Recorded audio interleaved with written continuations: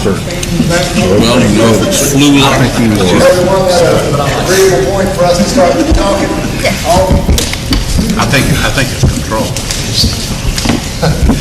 And again, thank you for coming this evening. We wanted just to round up some of those discussions. I think both parties had some interest in talking about some economies of scale or some issues we can partner on under the same umbrella that we possibly have some savings financially and just logistically related to both the county and the city of Washington. But just wanted to bring everybody together to just have some discussion, kind of somewhat informally, about some ideas that we've had, just talking about issues that we currently partner on and some potential issues we can partner on in the future. But again, we've presented the agenda, and we just kind of go through that item by item and have some discussion. Again, thank you. I kind of echo what John said. The idea was for us to kind of talk about some things that there might be economies of scale, some things that the city may be doing that we can benefit from, and it would be a win-win situation on both sides. I guess we started out looking at what were some of the current partnerships that they already had, and the one at the top of the worst is the Green Edge Wells. That was in place when I got here with the city, it was in place already. So that agreement, and y'all probably do it agreement better than we do it. I'm going to tell everybody about it. When the plant was built, there was an additional when the plant was built, there was some additional funds that were put in by the county, my understanding. And so there's an agreement there that the water is sold based on cost from the city. So there's a partnership there that works. And there's an opportunity to do that so that both sides weren't spending a whole lot of money to getting the same service. And then there's the other one that currently have in place is the fleet fuel piece, where the city has a fuel farm, and we have an agreement with the city where we use cards to purchase fuel from the city and get that at a discounted rate, just like the city kind of gets it at a discounted rate for buying in volume. So that's an example of two of the things we have going on. We kind of tried to explore some other opportunities. So were there any missing that we're currently doing? I don't know. Those are the two that we came up with today. From an administrative standpoint, they're working well. I think there are some cost savings on both of those items. Providing water countywide is a great asset from an economic development standpoint. But again, I think that there are some efficiencies there. Those two have been working relatively well since they've been in place. But again, that was all those are the two that we currently come up with. I think those are the only two that currently are in operation. Kind of playing off of that, from the fleet maintenance side was one of the considerations we had. The county has a fairly large fleet of vehicles, just like the city has a fairly large fleet of vehicles. The city has a city garage in which y'all be working with your vehicles. And if there's capacity there might be the opportunity for us to explore moving some of our vehicles over to routine maintenance, if that's an opportunity. If there's capacity, and even if there isn't capacity, is there an opportunity with economies of scale to pay for that service and for you to add somebody or add capacity in that garage? We don't know. That might be an opportunity, something to explore. But that is something that we all have. We all have rolling stock. You guys got a lot bigger rolling stock than we do. But we have smaller vehicles, trucks, those kind of things. We don't have any big heavy stuff like the electric vehicles and fire trucks, those kind of things. But the smaller vehicles, which probably would win very well to do things like oil changes, routine things, and so forth. If there was capacity. Yes, sir. Brian, what is the county currently doing for maintenance? I'm using local revenue. We've had some discussions. The Public Works Department operates a garage for maintenance, and they do have capacity to handle items of this nature, smaller things, oil changes and stuff. And there may be some efficiencies there that we could say. We haven't really drilled down completely in great detail on the financial aspects of it, but they have the staffing capability and the space where they could assist in some of that. So there's a possibility. Yes, the next thing we talked about was janitorial services, and a lot of the things that we do on the county side, we don't have staff that do it, we contract it out. there are several things that the city does, that you have in-house folks that are doing that for you, that we do the same thing, we would contract it out. And for us, if there's an opportunity for economies of scale or to do something that makes sense for both of us, we could certainly contract with the city to do that service instead of contracting on the outside. That's an opportunity. And our understanding was that was what folks kind of wanted to talk about. Were there areas where there might be an opportunity to say, if we added to business, it would help drive the cost down for everybody? We're certainly not saying that we want a free ride. We would say we would pay our share of what that is. And if there was a way that benefited both parties, it would be an opportunity to do that. So along the lines of janitorial, you have folks that do that. That's what they do all the time. They look after buildings. We have an after-hours contract that we do, and we are looking at that. We've got a couple of contracts in this fiscal year that we will look to rebid. So it's an opportunity at this time to look at those and say, is that something that may be a possibility? If our board says, no, we don't do it, y'all say, no, we don't have capacity to do that, but it's something we can explore. It's something, it makes sense. And we have looked at that on a very high level from a staffing perspective. All of our janitorial staff is done, janitorial maintenance is done in-house. We do have staff that currently perform that. And looking at their workload, there may be some opportunities for some shared function there. So from a technical feasibility and financial feasibility standpoint, it is a possibility there. Really, it's time for you two guys to sit down and compare costs. What does it cost for us an hour to have janitorial work done? What does it cost the county to have janitorial work done by the county? And if one is more efficient than the other, we ought to both be looking at that process. I mean, we've got a janitor in the municipal building, and I don't know what's there to keep him busy 8 hours a day. I'm sure that he's doing something. Okay. And Brian's got someone that keeps his office building, but they come in at night and they work there 2 hours or 3 hours and they're gone. And could we accomplish the same thing by having someone come in at night, 3-4 hours when there's nobody there, he's not working around people, he's out and he's gone. And so that's the kind of interplay that you two guys need to be having all the time. And I think logistically, with the close proximity of most of the structures, it lends itself to that possibility. Sharing those services. And like I say, along the same lines, the grass keeping services, lawnmower services, you got folks that do that for a living. I mean, you got folks that are constantly doing that. You guys got a lot of grass y'all look after. We don't have that much grass that we look after, but we do. We have contracts with them. So there's a possibility that even if we said, we help you with another employee, that maybe that's a cheaper cost for everybody all the way around. It builds capacity for you, picks up our side, those kind of things, just like Councilman Murphy said. We need to look at those numbers and see. But I guess from initially, it was just try to move it together and say, is this something that makes sense? Is it something you want us to continue to explore? I guess the next one down there talks about joint purchasing and service agreements. Well, maybe not make sense on the joint purchasing because we all use state contract or those kind of things, that purchasing agreements. But one of the things that we talked a little bit about was we all have generators, and I don't remember who handles the generator service in the city, but we've got a bunch of generators as well, and we got folks who are looking after that. If it's not the same company that's doing both of them, I mean, they probably wouldn't give you economies of scale if it was the same company. We already got those things. But if you had 10 generators and now you have 20, and you go to a company and say, we want to bid out maintenance, ongoing maintenance on 20 generators instead of 10, and it's a higher circle, then maybe you get a better price, and that works for both of us.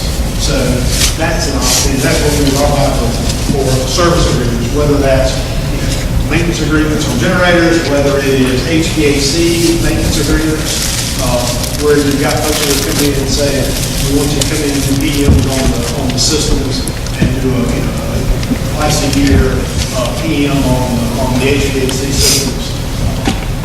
Could be an opportunity to add those together and get a larger quantity. you may get more competitive bidding from a vendor to say, yeah, I'll do that. And we identified several areas of mechanical items that we both did for emissions testing and annual maintenance that we could. There are some low-hanging fruit that may be available there. The training and educational opportunities, we do a lot of that already for the community college, in getting our folks with continuing education, different things. The piece we talked about there was if we needed to do something specific, customer service, safety pieces of it. The city has a safety officer, we have a safety officer. We're doing things like hearing tests for our folks. I know you are doing hearing tests for your folks. Is there a way for us to combine those together? Because the way I understand it, when you do hearing tests, and we're doing hearing tests, establish baselines for, for our public works folks, for our sheriff's office folks. You don't do that on a per person basis. You do it on an hourly basis. They bring the truck and they do the hearing test. So if we could combine those and say on this date, then maybe we get a better rate in doing those kind of things. But those are some of the things we can look at on those joint agreements.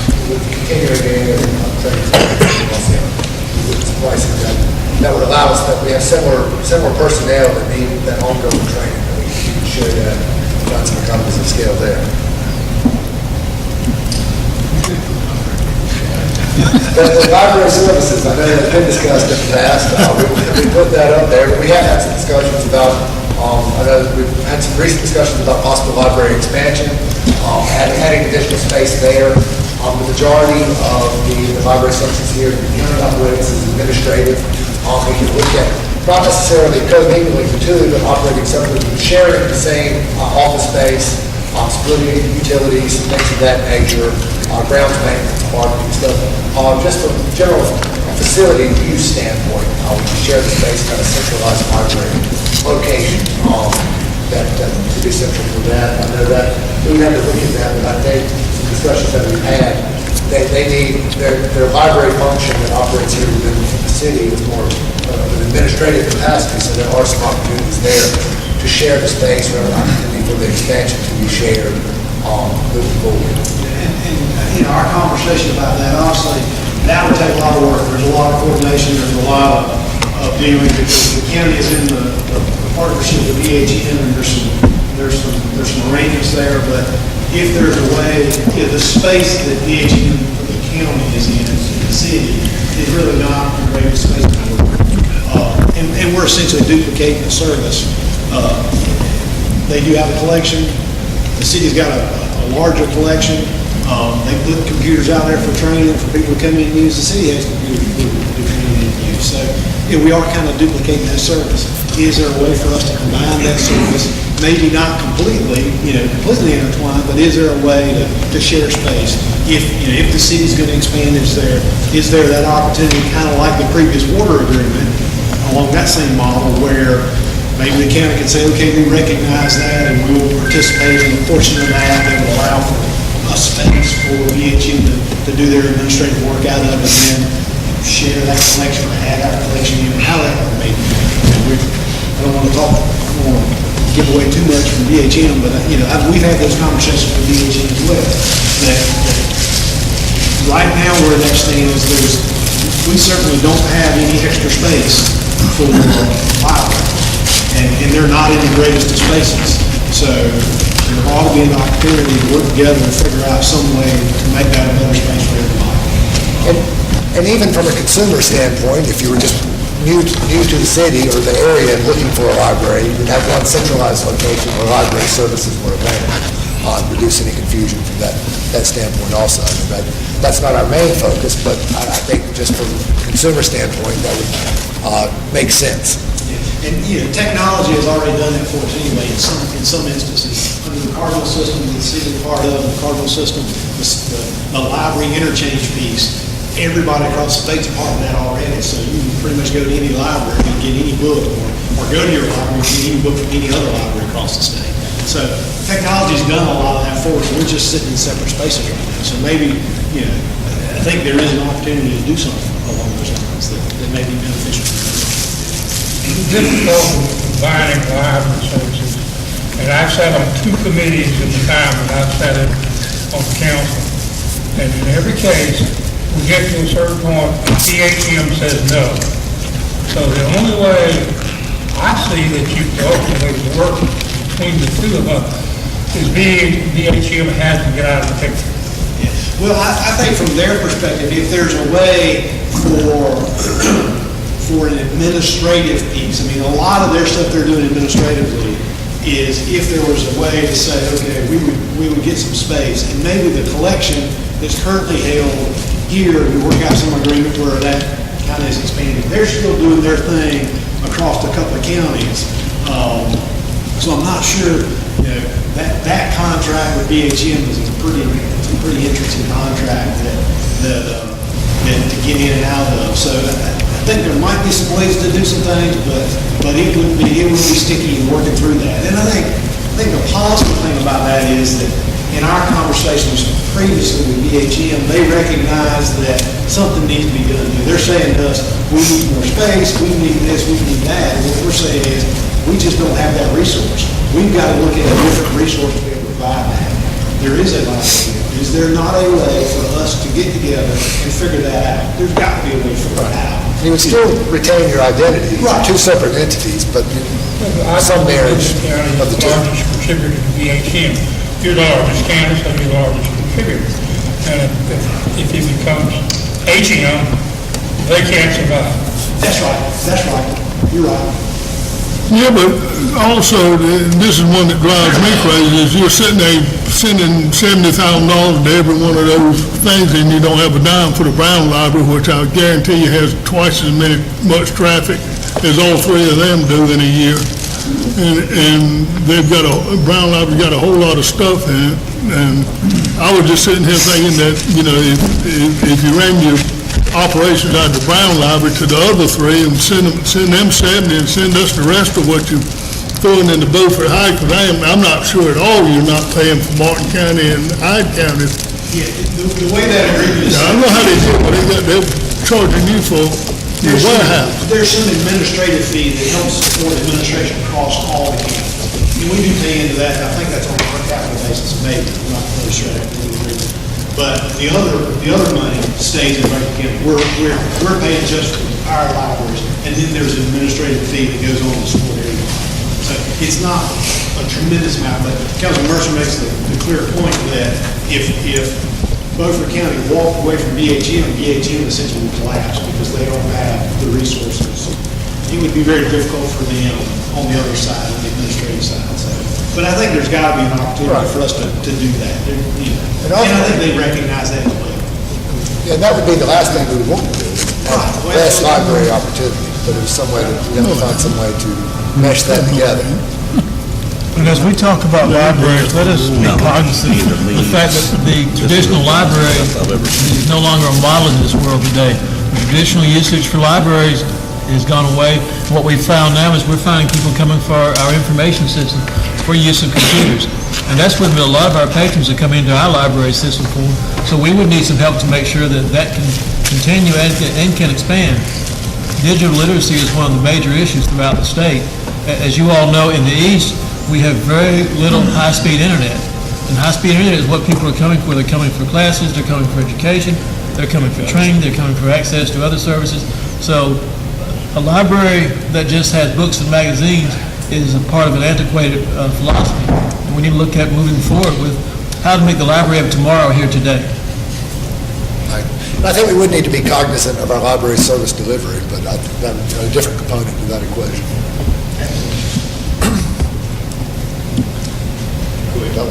The next, the economic development piece, currently the county has an economic development office. The city handles that through committee, I guess, with different staffing agencies. We don't have anyone dedicated to economic development, and it's typically not a dedicated municipal function. We have several, as a planning department, we do it as a team, but with not a dedicated staff member that focuses on economic development.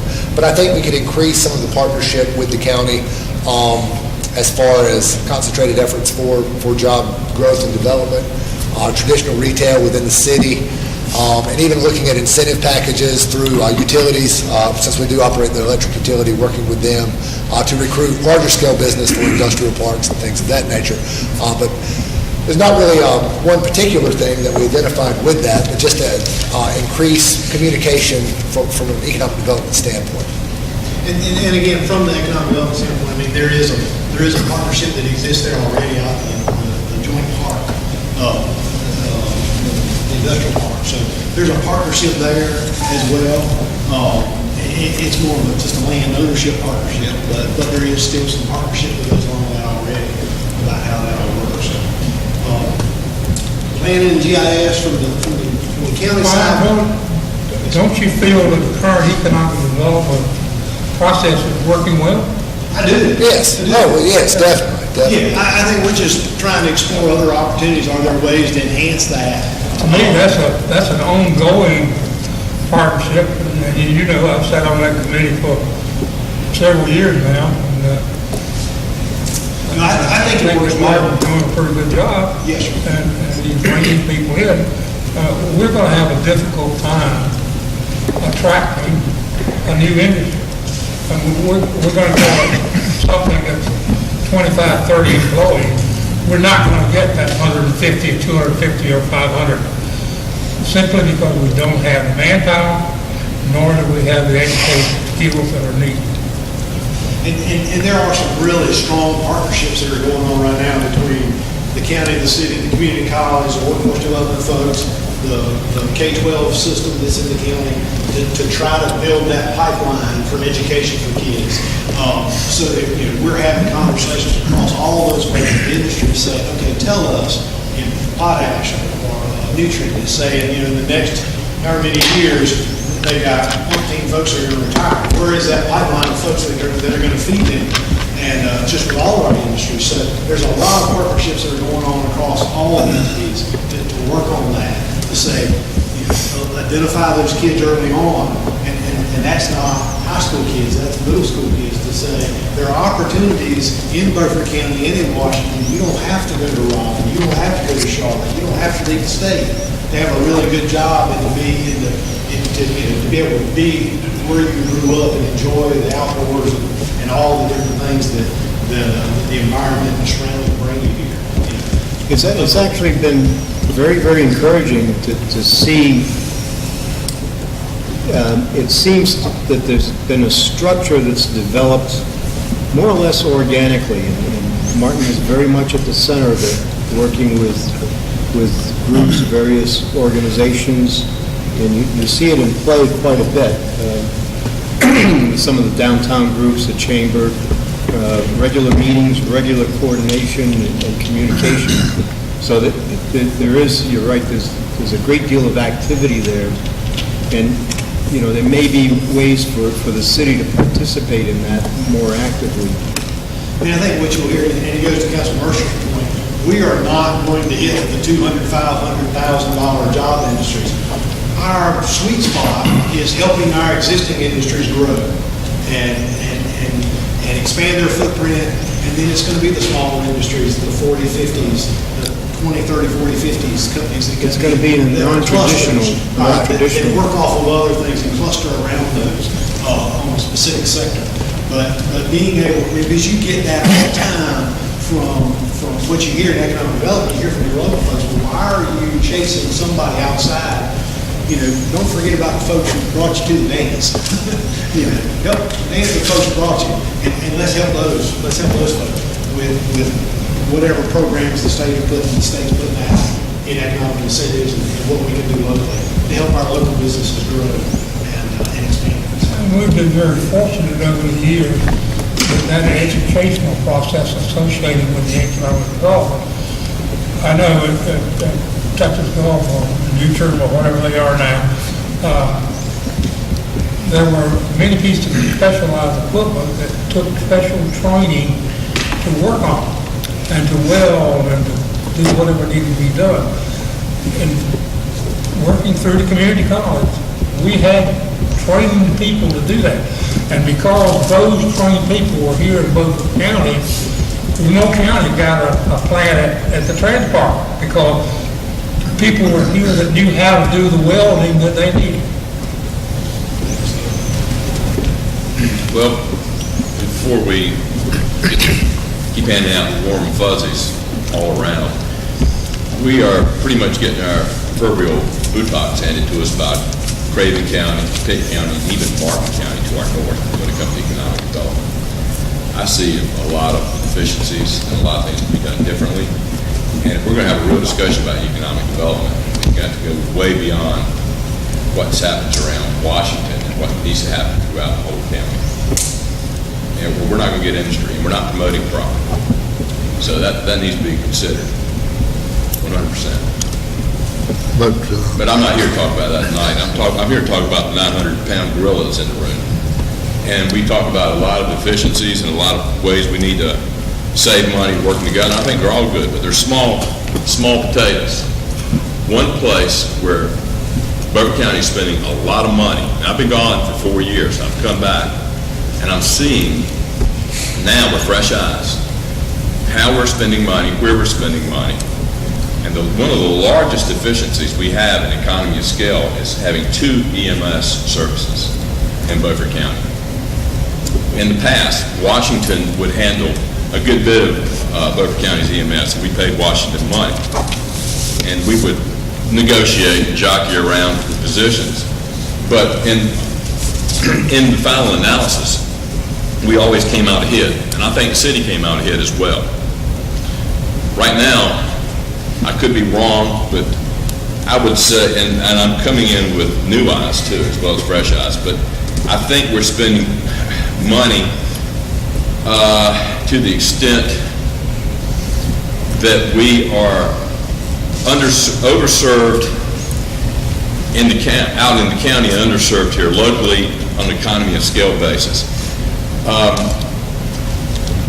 We are answering roughly around 1,500 calls around Washington, where the city at one time did handle those calls.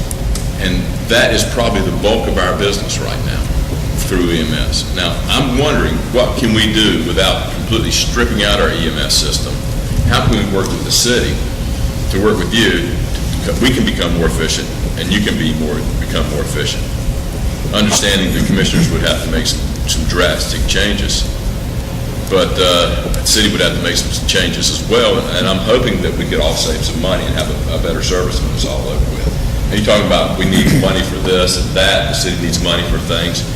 If we could pay you some money, a good bit of money, and we save some money, you'd have that money, and we'd have more money to give back to our taxpayers. Does that make sense? So I would like for us to talk about that. And Brian and myself, we've had some discussions about this, the possibility of some type of hybrid situation. There are so many variables in play on this, we really haven't had the opportunity to drill it down fully, but I think that it's a situation where we don't need to reinvent the wheel. I mean, this scenario has happened at some point, somewhere throughout the state, and we've looked at some different examples, but I think there's an opportunity there for some type of hybrid situation. But with current staffing and staffing levels, as far as making a drastic change, it's not really technically feasible. But it is something I think there's some opportunity there we can look at and drill it down a little further to see what type of efficiencies may be there. Well, if we're going to do this, you're going to have to keep the staff changes on the table, because that's your largest cost by far. And we're going to have to, county's going to have to be willing to make some cuts, and you guys are going to have to be willing to make some gains and do some things differently as well. I don't want to get into your business. Oh, no, there's just but you're going to have to do some things to take on some of our there. business, if the county will do that. I just know that there's a lot of money that we can save here in Beaufort County, and I'm thinking maybe as much as $1 million. I don't know for sure. I'm getting the budget for the first time in 4 years, and I plan to be looking at that. And you have to consider public safety. It's not always about money when dealing with that. So I think you want to make sure the service is provided well. Exactly. And sometimes that has to be subsidized, and I got to take that into account too. But again, I think there are numerous variables on that we'll have to look at.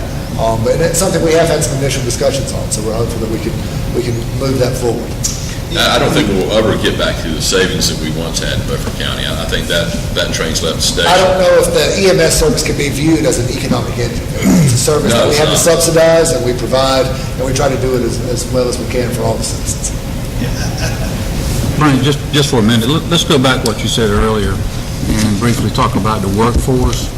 One of the things I think Ed and I are seeing at the economic development side is that we really need to back the focus point back to the 6th, 7th, and 8th grade. We've got to get them thinking about Beaufort County. We've got jobs. I mean, we've got 8 boat manufacturers. We've got the largest air trade containment manufacturer in the world.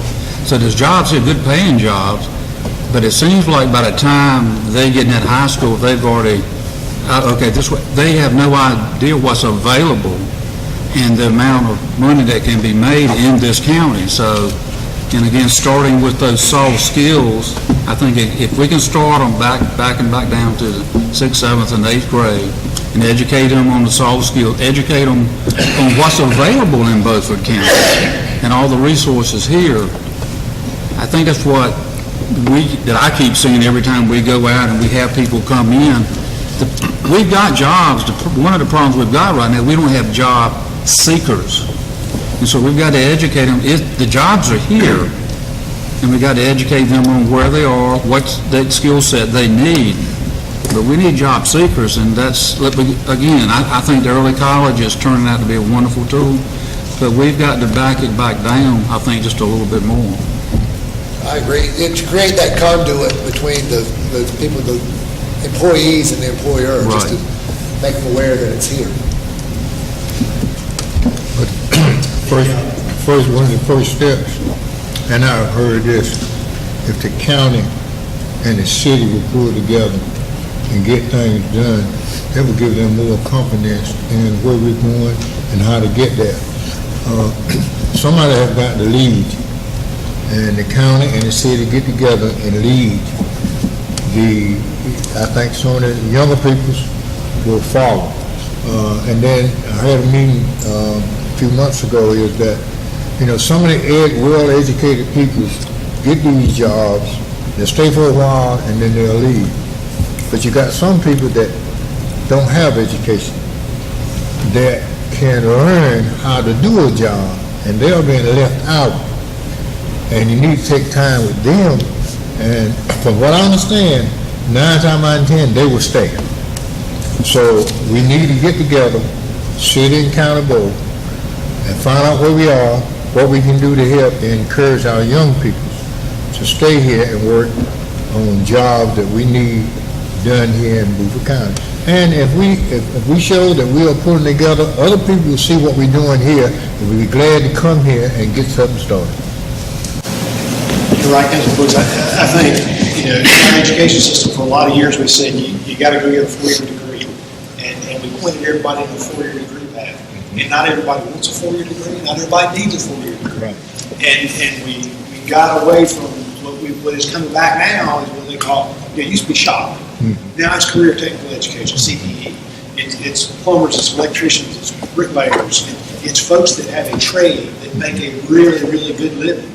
Because you can't find those folks in your HVAC. How many times you got to get somebody to work on your HVAC? Just there aren't folks about it. And what the school has done is that they have those programs now in place where they're helping identify kids early on to say, what is it you like? And guess what? You can do that in Beaufort County. You don't have to leave. And between the high school, between the school system and the community college, being able to take that track and say, I'm going to work through this, and then I'm going to go right into community college, whether it's through the early college program or just through the additional classes, and then come out with a certificate and a skill that they go immediately to work and don't have to leave. And one of the challenges, I think, that economic development folks have found was we hadn't done a really good job. We tried to do a really good job of selling ourselves to folks who don't live here, to try to get them to come here. We forgot how to sell ourselves to our own folks and tell them, we've got industries in Beaufort County that make covers for aircraft all over the world. Did you know that? They're right down the street. It's a really cool thing. There are companies in Beaufort County and in Washington that are doing things that people don't even realize. And we've got to do a better job of educating folks who live here about what goes on so that they can say, I don't have to go to Raleigh to get that job because that job's right here. And I can stay here and do that. So that is heard very clearly. and folks are working hard to try to do those things.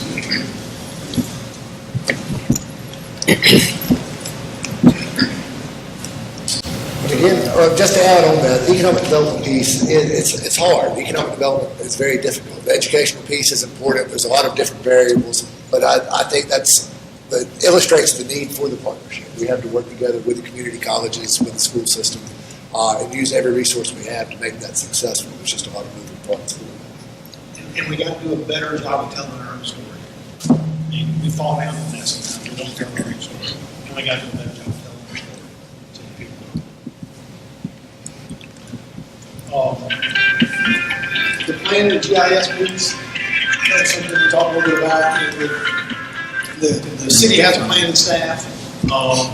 We have an inspection staff. We contract our planning services out to the council of governments, committees, the COG. We do have a really robust GIS system, and we have in the past done some work together on identifying infrastructure and getting that in the GIS platform. That is something that can continue and grow because the more information we're able to put in that system, the better off everybody is. You want to know where all the valves are in every water system, so you know what to turn off if something breaks. You want to know where every switch is or where every breaker is on the electrical system. And I know that a lot of that stuff is fragmented in different places, but to be able to pull all that together and still, maybe there's some economies of scale to do that with a platform that does it for everybody, but can segregate out who has access rights to certain things. I mean, we don't necessarily need to know where all the electrical stuff is, but you need to know where all the electrical stuff is. And is there a way to house that somewhere where you're not paying for it and we're paying for something as well? Because we need the same kind of stuff, just not the electrical side of it. We all need to know where the water is, So there's some opportunities to do that, and we'll continue to explore from the GIS perspective. Yes, on the same lines from a software sharing and even staffing, but I think the more robust that data set is, everyone benefits, county and city, as long as we can flesh that out a little further. This is an area I think you have a real possibility. Brian, I've been chairman of your committee for 20 years. And at the present time, we're not getting our money's worth for what we're getting, in my opinion. And so the fact that the county has only a subdivision ordinance and a camper trailer park ordinance, there's very little planning per se. It's more a matter of plan review to see that they comply with the ordinance. And I could see that Glenn could do that in one afternoon a week. And we're paying many substantial dollars to do that. There are some opportunities. Well, while we're talking about that, I was just gonna give a report on downtown, and I was hoping maybe we could talk about that, when you get the economic development, that I found out when they applied for employment grant with Ribeyes, that the waitresses, he said waitresses make $2.46, Commerce was down here. And the guy says they don't make $30,000 a year, and everybody pays with a credit card, and they pay taxes on it, and they hold up Social Security and all that. He said that they're probably going to get fired or there'll be part-time help. And the other thing they do is they'll do $1.5 million for butter. You got Hackney and Ribeyes now both with, your sales tax bumping. You got more people. That Fairfield Inn was a big deal because I believe that we're not getting $100,000 something, and the 6% occupancy tax this year, and that's that's a part of tourism. And I think there's there's 2 or 3 projects getting ready to under contract and get ready to go downtown, and one of them I think will be announced in a couple of weeks. That will be a pretty big one, something substantial. Yeah, I noticed that they're doing a great job. Like if you ever hit the WRAL site, they're doing some targeted advertising. Oh yeah, that goes good. And that's really doing great. I mean, that's identifying folks out of the region to say, you know what, you come down here and spend the weekend and drop a few bucks for it, and it's not a terribly long haul, and you can be here and do that. And so I think they're doing a great job on that. Yeah, I think we found a winner with tourism in there. You know, in marketing and promotion, she's doing a great Yes, she job. do. Entire region. So just looking at this in general, these, just to make sure that I'm understanding, you listed these various areas that are possibilities that you've identified where we could find ways to modify what we're doing and get some benefits. I'm assuming that the purpose of this now is we toss these things on the table and kind of judge whether or not there's any negative feedback, any reason why we couldn't move ahead with this item or that item. Basically, anything that identify as a deal breaker, no, we can't touch this or whatever. And assuming that we don't get any of that negative feedback, how are you folks seeing that we move forward from this point? Do you then get together, continue to look at these, identify what we consider the low-hanging fruit, the ones that are more likely to have the least work in structuring it in the best ROI, and then pick them off one at a time? Right. I would anticipate we would look at them, just continue discussions and find some quantifiable measure of benefit. That would be the threshold that it would have to benefit both parties, and then drill it down from there. I think that would be the number one variable. And it's got to be obviously the low hanging fruit. We got to get a success. We got to Yes. say this works, and now we can replicate it in some other way. And We can't take the biggest thing And by doing them one at a time, you're actually, and if you have that success, you've actually established a template for not the individual aspects of that particular project, but the template for the process Right. of going through it. And a lot of these items, we're not reinventing the wheel. There's a lot of city-county partnerships on what we've listed, and we can go from that. We're not creating a lot of these from scratch. So then going forward after tonight, we would expect you, by the way, kudos. To me, this is great seeing these two guys up there and working together and presenting these plans. So we would expect you to review the list, decide which item you're going to really work on, and then at some time down the road, come back to both boards with your proposal? I think so. I think what we would try to do, unless, like you said, unless there was something that said, no, absolutely not, we don't want to touch that, whatever feedback we got tonight. I mean, the vehicle maintenance piece for me is kind of easy, I think. What I'm hearing, what John and I talked a little about, if there's capacity, is there an opportunity for us to look at doing that? Is that a quick win for us? And then we move on to that. The other piece from the county side that we want to also look at is not just the city of Washington. We've got a lot of there are other small municipalities across the county that are struggling and don't have the capacity to do certain things that they need to do as well. Is there a way for us to bring everybody together on some of those services that make sense? Because we shouldn't all be having to do the same thing. If we can make economies of scale out of that. Aurora has issues. Tri-Community has things that they're doing. That maybe there's a way, Hellhaven, we can all get together and say, does this work for everybody? With a more regional approach. And Brian, you're exactly right when you said the picture's got to be broader than both the county and Washington. You recall, and Ed Ruth, I'm sure you recall, about 5 years ago, Mideast sponsored a countywide meeting where we had all the council members and town councilmen, whatever, from all over the county. And when we came together in that room, people were saying, this is great. This is the first time we've ever been in a room where we could share our problems. And maybe we need to go back and get Bid East to do that same thing again and bring Bellhaven, Bath, Aurora, Shakopee, Pinedale, everybody into the room, because they've got some of the same problems that we have.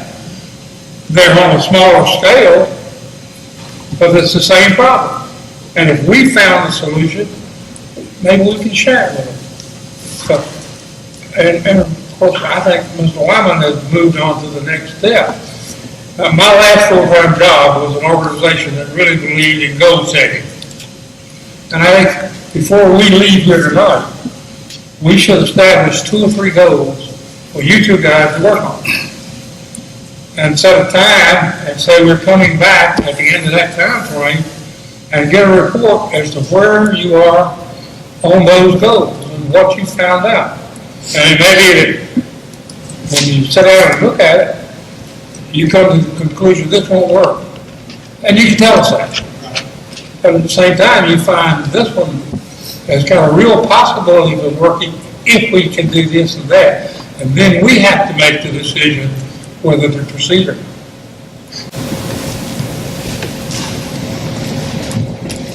I'm going to go back to what Commissioner Dethridge was talking about. There is a 900-pound gorilla in the room.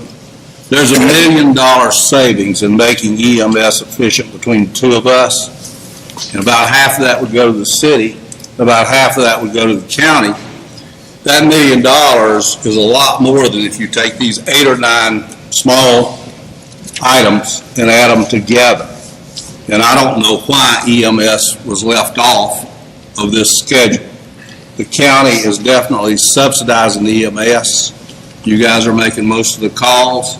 We are at a cost of several $100,000. We put a unit in that we were contracting with you guys for. We need to take a look at how we can make what we've got more efficient than what it is right now, because we are backwards managing some of this stuff, and I want to see EMS put on this list.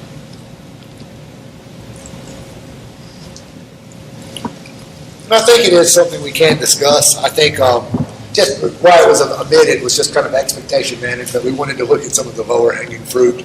That is a large issue that does need to be discussed, but I think that was the initial thought process on that. But I would feel comfortable with adding that and have continued discussions on it. Commissioner Richardson, between the two of us, we're spending almost $2 million a year on EMS services. We should be able to cut that cost by 25-30%. But it's going to take a joint effort by the county and the city to combine that activity. And to concur with Councilman Mercer, think about this. What if we start growing? We get bigger, more people moving here. If we have failing economy of scales in EMS as we do now, we're going to spend even more and more money needlessly. We need to get on the right page now if we want economic development to succeed, or we're not going to be able to afford to provide basic services without raising taxes every year. To move that particular item forward, is this something that we would leave with you two, or do you see forming some sort of a study group? Well, here's kind of the way I would see that. I mean, EMS is a county responsibility.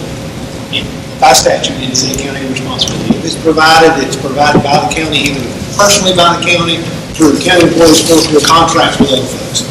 The way the system is set up in Beaufort County is we're using private nonprofits, rescue squads, to provide service in areas. The city's providing inside the city, and the city's using its resources to do that inside the city, using fire resources, because I was there when we did it, instead of, the challenge for the city is that you're providing EMS using the existing resources. We never ramped up and said, we're going to hire EMS people.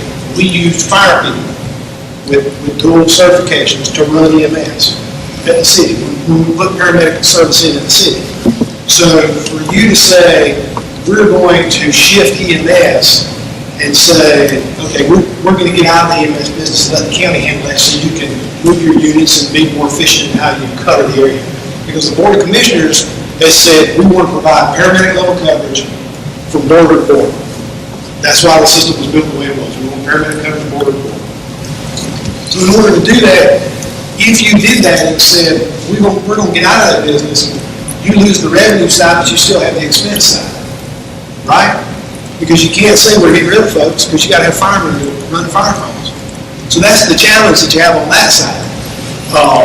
And you know, the way we provide EMS is there's an EMS tax that's provided across the county. For each district, there's a tax that provides that service. The city provides that service under your general fund tax. For the county to do that inside the city, if you said, I'm getting out of the business, we want the county to do it, the county would say, okay, well, in that area, just like we're doing everybody else, we levy a 5 cent or whatever it was to run that area.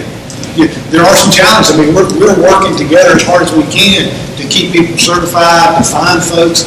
The city has a challenge, just like we have a challenge of finding people. I think y'all are down to 1 truck in the city now. We're at 2, because of staffing levels. I think there's some folks who are being hired to get them back up. But we work really well together with mutual aid agreements to be able to cover those areas and bring units into the city that need to, and then city units move out as they need to. There's a challenge in that because the city has a responsibility for the fire piece to cover the city, so they can't stray too far. You know, and that's just part of it. Those are some of the constraints we work around. Well, if I may, I don't see it quite that way. I think we're looking at it in reverse. I'm not proposing in any way that the city get out of EMS service. I'm proposing that the city get more into the EMS service, that they go back to when they were covering Washington Township. This is a great benefit to the city because, as you say, you're using EMS employees to cover part of the fire department. That's a savings to you. The savings to us is we don't have as many as 9 employees that are sitting up at Old Ford doing nothing virtually. That's an expense to us. We're running an overtime bill in EMS that's probably 20% of what our costs are. 20 or 25% as a premium because we can't get people. If you took those 9 employees and rolled them into EMS to cover the rest of the county and fill the holes that we have, we're saving about $500,000 a year. And you're saving, and we're paying you to cover that township. That's the kind of efficiencies that I'm talking about. We don't, just because we have the responsibility of providing EMS services for the county, doesn't mean that we have to cling to that. There's a lot of ways to provide it, by contract, by allowing you to provide it, by paying you to cover Washington Township, and by making our operations more efficient. We're having trouble finding help, and we're paying a lot of overtime. There are a lot of efficiencies here if we sit down and look at this that's going to help, that can help both of us tremendously. Now, one thing that I've seen in the last year or so, the literature that I saw, that the county is responsible for EMS if no one else is doing it. It didn't say that the county was responsible for it and take it over. And there's been some, I can say that, there have been some words used that said that the county is supposed to take it. But what I read was, if someone else had it, the county is responsible for the EMS if no one else is doing it. And I think the verbiage of taking it over just has a negative connotation. It's going to have to be a partnership in some form. I'm probably the newest guy on the block here, but I think the intent isn't a takeover of any sorts. It's just find an equitable, financially feasible alternative. The biggest concern for the city, sorry about that. The biggest concern for the city is the financial feasibility. We wouldn't have a staff reduction if we did pass that off, and also the component of the fees that we charge for that. We would have roughly a loss of $1 million annually, and by maintaining the same staff numbers. So we would have to find a happy medium where it would be equitable for everyone, and then ultimately you provide coverage for the citizens. And that's what it comes down to. I mean, it's about coverage. EMS is not a money-making business. It never will be a money-making business. It's about coverage. And the Board of Commissioners voted previously to say, we want to provide paramedic level coverage, border to border. And we've tried to do that using the resources that we have across all boundaries. The challenge that we had,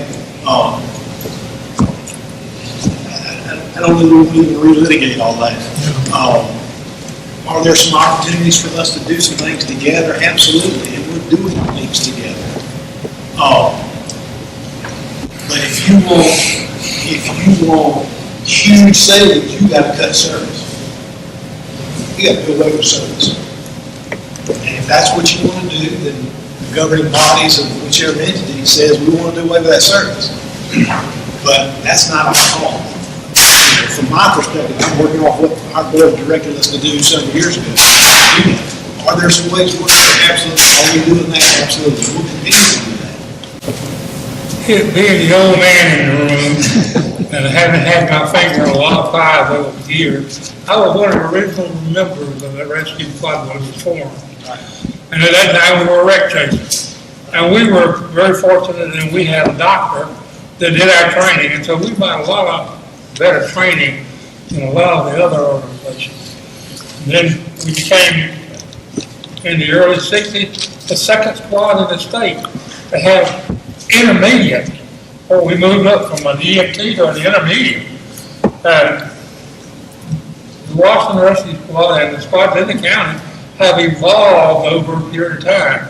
And now the services that those guys are providing is phenomenal.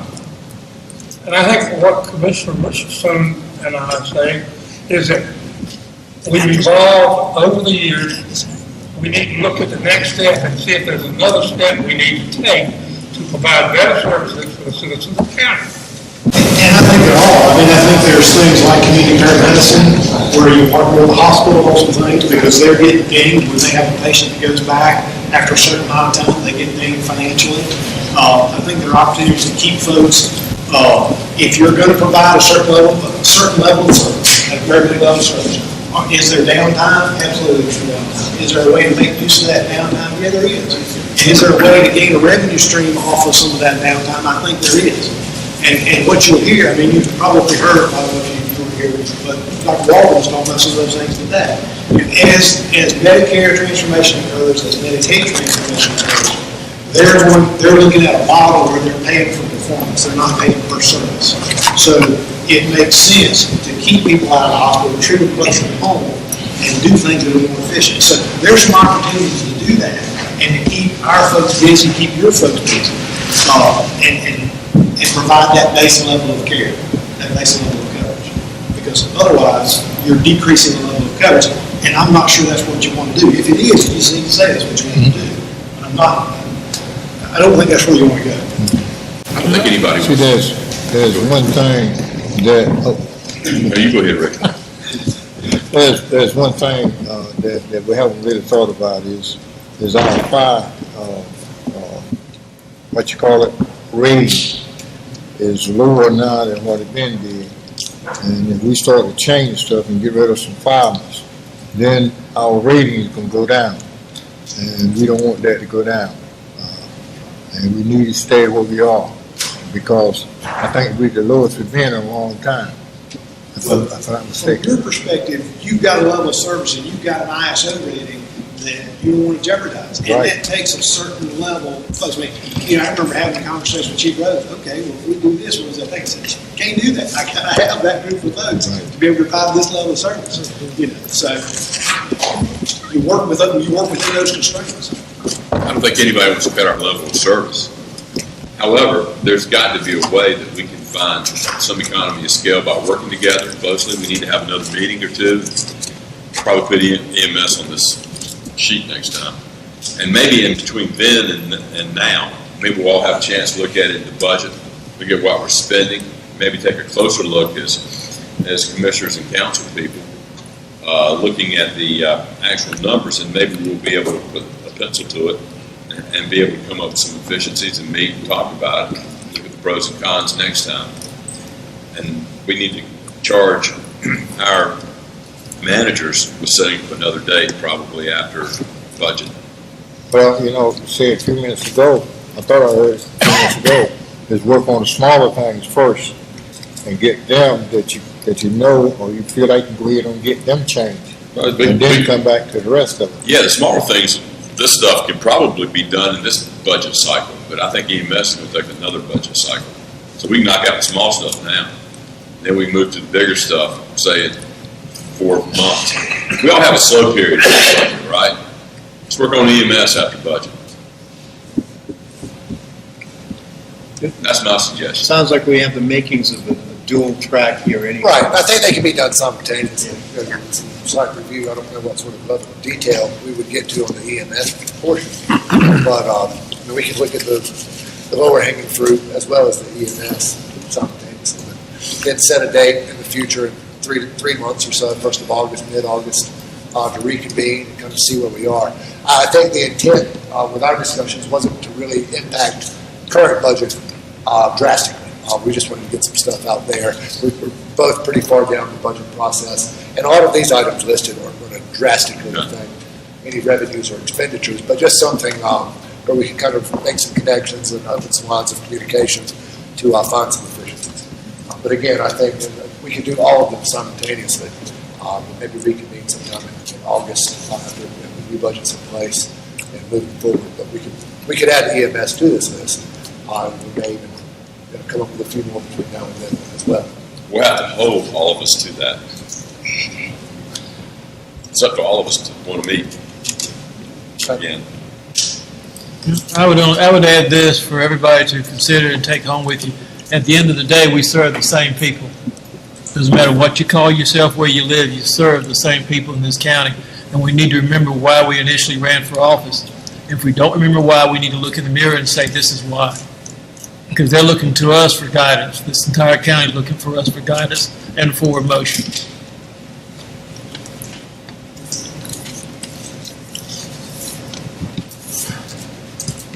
Are there any other items of discussion, important topics that opportunities for sharing or any efficiencies that anyone would like to mention? You think we'll ever be able to get 911 worked out again between the county and the city?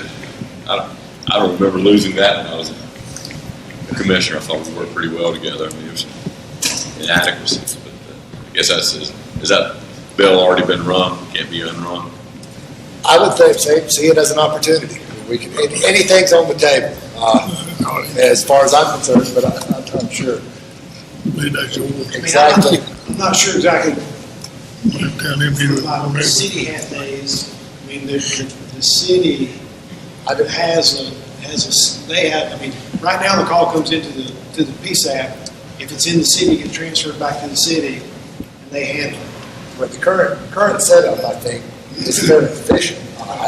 We could always it can be reviewed. I don't know if there are anything that would be beneficial to either party. Right, and I'm not sure that the city, I'm not sure your public safety director's ever going to say, well, I don't want telecommunicators handling folks, handling our own folks.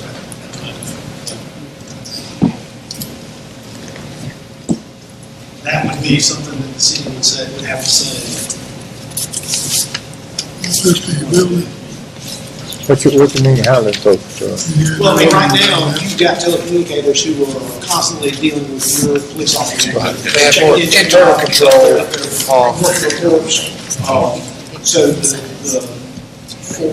for the county to do that service for you, we would have to add to some of this. The current folks we have are dealing with the sheriff's office.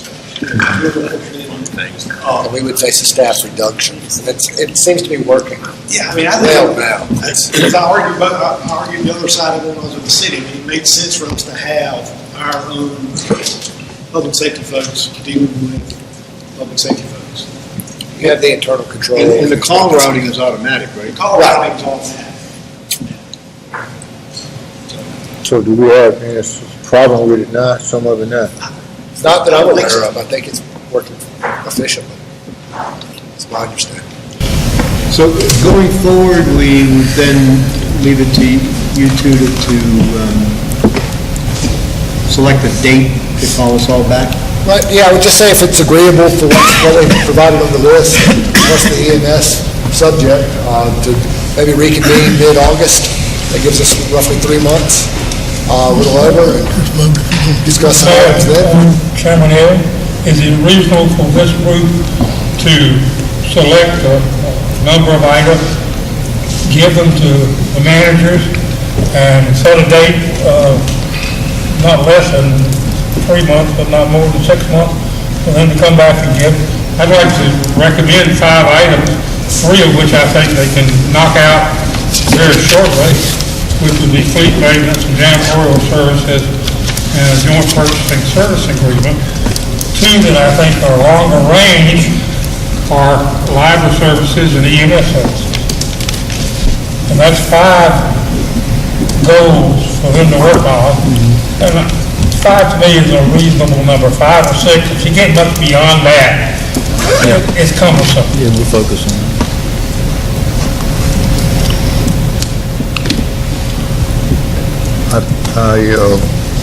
Weren't we supposed to be working on something about the EMS ourselves on our last meeting?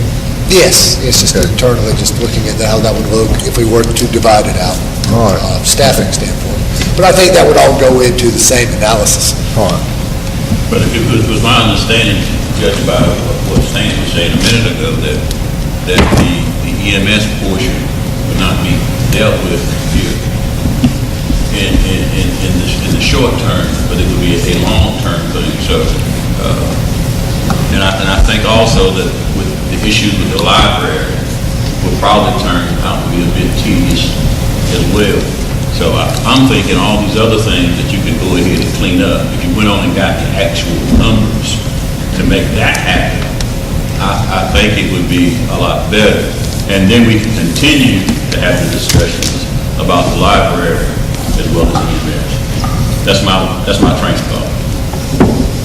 I sort of envision them coming back at that three-month point with their initial findings on the EMS situation. There'll probably be some other issues we can add, round it out to 5, though. We knocked 3 out now. We can find some other things we can partner on, have some economies of scale. And you were saying, get it on the list and get them looking at it. Yeah. I had 5 items, and as I say, I thought 3 of them could be very quickly accomplished because of a matter of comparing notes as to what you buy and what he buys, how many cars you've got that need to be serviced, and how many trucks we got that need to be serviced. So those things are very easy. And town storage service is a matter of comparing notes as to what it costs you and which is the most efficient way to look at it. And as I say, I think the library services and the EMS, it's going to take a significantly greater amount of time. But I think you could get the planning and GIS resolved. I think that's something that you could, that should not be that great of a problem, I don't think. And I think if we just have general consensus on the 5 items that were mentioned, we will start on those 3, the lower hanging issues, and progress forward if we can, if time allows. And I think it is very possible to clean up a lot of these items on the list. But I feel confident we can at least get a pretty good look on it, number-wise. So I think maybe we'll identify the 5 that were listed, if we have general consensus on that, with fleet maintenance, janitorial services, and purchasing, but we won't limit it to that. If we're able to get the majority of the list done, we will bring that back. Home care services. As far as what's available, we'll bring that back at the next meeting. And then the EMS and library will be able to be in process, but we'll continue to work on that simultaneously, if that's agreeable. I'll go along with that. Maybe we can add 2 more after that.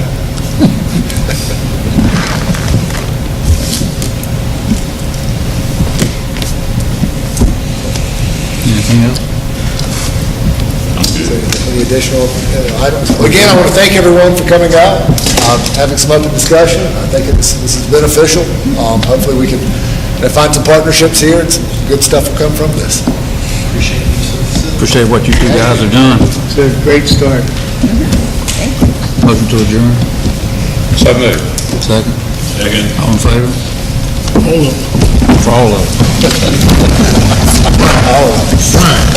Sir. Should you-